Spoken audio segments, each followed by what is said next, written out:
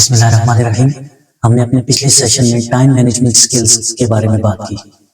اس session میں ہم time management skills کے بارے میں مزید بات کو بڑھائیں گے، اس پہ مزید فوکس کریں گے۔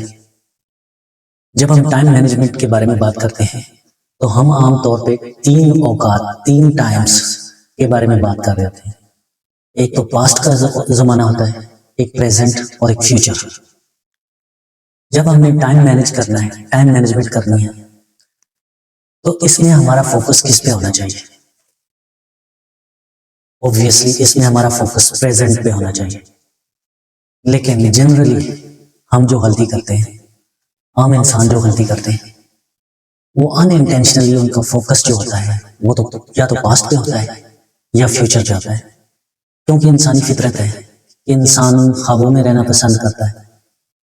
انسان پرانی باتوں یا پرانی جو دنیا، پرانا زمانہ گزر چکا ہے، اس دنیا میں رہنا پسند کرتا ہے۔ تو ایسی صورت میں جو اس کے ذہن میں پاسٹ ایکسپیرینسز ہوتے ہیں، پاسٹ ہسٹری ہوتی ہے، یا تو وہ اس کے زیر اثر سوچتا ہے اور ایکٹ کرتا ہے، یا تو اپنے خوابوں کے زیر اثر ایکٹ کرتا ہے یا سوچتا ہے۔ کیونکہ خوابوں کا تعلق اس کے فیوچر سے ہوتا ہے اور کسی حد تک ان کا لنک اس کے پاسٹ سے بھی ہوتا ہے، تو انسان ایموشنلی اس ڈگر پہ چلتا ہے کہ جب وہ ایکٹ کر رہا ہوتا ہے تو وہ اپنے پریزنٹ وقت کے حساب سے ایکٹ نہیں کر رہا ہوتا۔ تو ٹائم مینجمنٹ میں سب سے ضروری بات یہی ہے کہ آپ نے جو فوکس کرنا ہے، اپنے پریزنٹ پہ فوکس کرنا ہے۔ آپ جو ٹاسک کر رہے ہیں، آپ جو سرگرمی، جو ایکٹیویٹی کر رہے ہیں، آپ اس پہ فوکس کریں۔ آپ فل کنسنٹریشن کے ساتھ، فل ڈیووشن کے ساتھ اس ایکٹیویٹی کو ٹائم دیں، اس کو توجہ دیں، کیونکہ آپ نے جو ایکٹ کرنا ہے حال میں رہ کے کرنا ہے، نہ کہ پاسٹ میں کرنا ہے، اور نہ آپ اس وقت فیوچر میں ہوں۔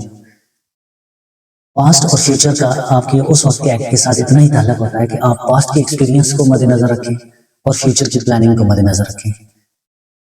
موسٹلی یہ ہوتا ہے کہ آپ کی جو پلاننگ ہو وہ شارٹ ٹرم ہو، لیکن لانگ ٹرم لاہ عمل بھی ذہن ہے، لیکن سب سے زیادہ فوکس ہو شارٹ ٹرم، اور اس سے بھی زیادہ فوکس آپ کی پریزنٹ پہ، موجودہ کنڈیشن پہ ہو۔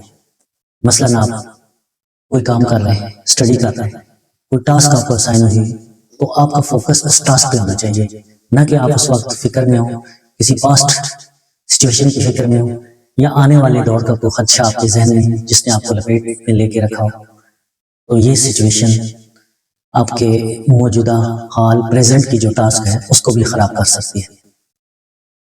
تو یہاں جو کنسیپٹ آتا ہے فوکس کا، جب آپ پریزنٹ کی طرف فوکس کرتے ہیں تو آپ کو اپنی پریزنٹ، اپنی موجودہ ٹاسک پہ فوکس کرنا ہوتا ہے۔